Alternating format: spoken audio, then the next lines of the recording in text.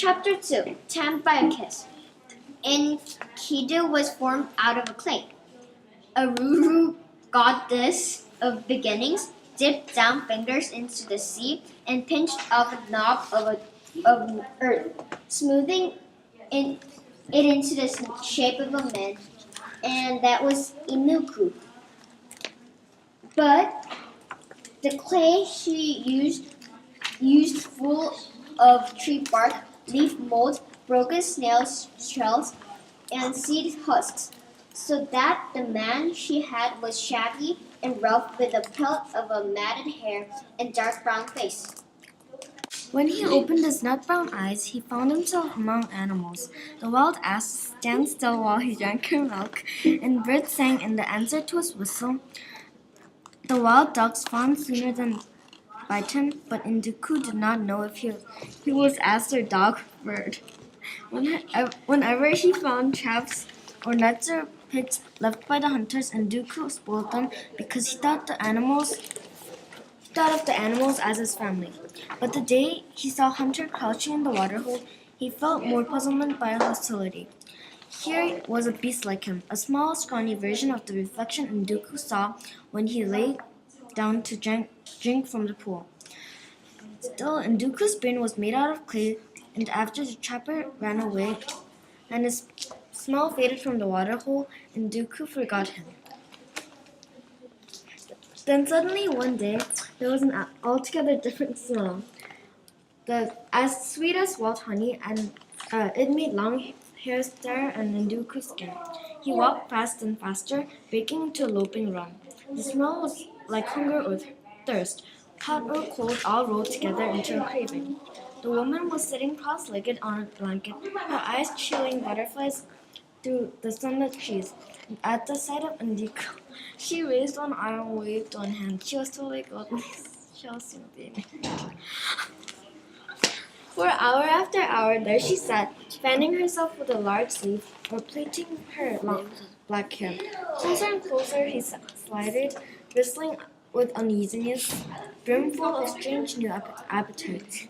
The woman reached out her hand, curling a single finger, beckoning. At last, Induku put down his hands and charged.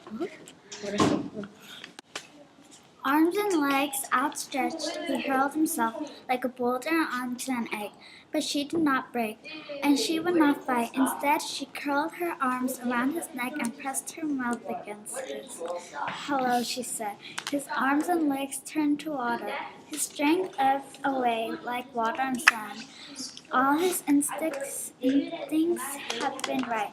Here was a snare, an ambush, a trap, a pit, into which he had fallen. And yet Enkidu did not care. It was a sweet trap, a soft net, a silken snare. "I am Hati. The trapper brought me all the way from Uruk. Have you ever seen Uruk, wild man? It is one of the 7 cities of the plain. Once upon a time, 7 wise men founded 7 cities and taught people how to pray, how to worship, how to make verses and paint and sing and write. Uruk is called the city of great streets. In the morning, a drum summons the men to work. You should see the robes the great man wears. In Uruk, the vines grow like hair over the roofs of the house, and the flower sellers move about bright as hummingbirds. The women played with their little children under the shade of trees, and there is always a sound of water from the wells. The river winds by, and washed clothes blow out in the trees on the riverside. And she plucked the birds from his woolly skin and teased the matted knots out of his waist-length hair. Every time he shaped his mouth into a howl or a sound, she pressed his lips to his. I'll read to here, and then Sean will read. Come with me to the camp of the shepherds and meet more men like yourself. Eat roast meat, white bread, luscious food among friends. The warmth of the campfire at night, the smell of baking in the mornings. Her voice was musical and her words fell like rain in the grain of the clay. She gave him wine, too, pouring it into his mouth among with kisses. After 7 days, the wind brought him the scent of the forest. Throwing her aside, he leapt to his feet and ran back into the hills, his clay brain slippery with wine, his head a rattle with words. He ran to find the wild ass for a drink of her milk, but the asses scattered. The gazelle sprang away from him in huge arcing bounds. The wild dogs growled, and the birds rose into the sky like ash from the fire. He was no longer one of their kind. He had on him the smell of perfume and the sweet oil and wine. Confused, alone, he roamed out, shouting some of the strange words he had heard from women's lips. Jugglers, temple top, Lugobanda, Berry Juice, Gilgamesh, and his roaring took him back to the drinking place. Still, Hattie sat on her blanket, legs crossed and hands on her ankles.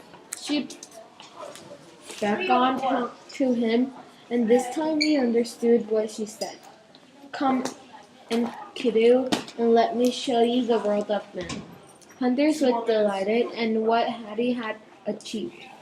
He could see at once that Enkidu was no longer a beast to fear. There would be no more broken traps or torn nets. Hunter and the shepherds laughed to see how the ignorant brute called Enkidu could not even drink from a cup, did not know what to do with a loaf of bread or a dish of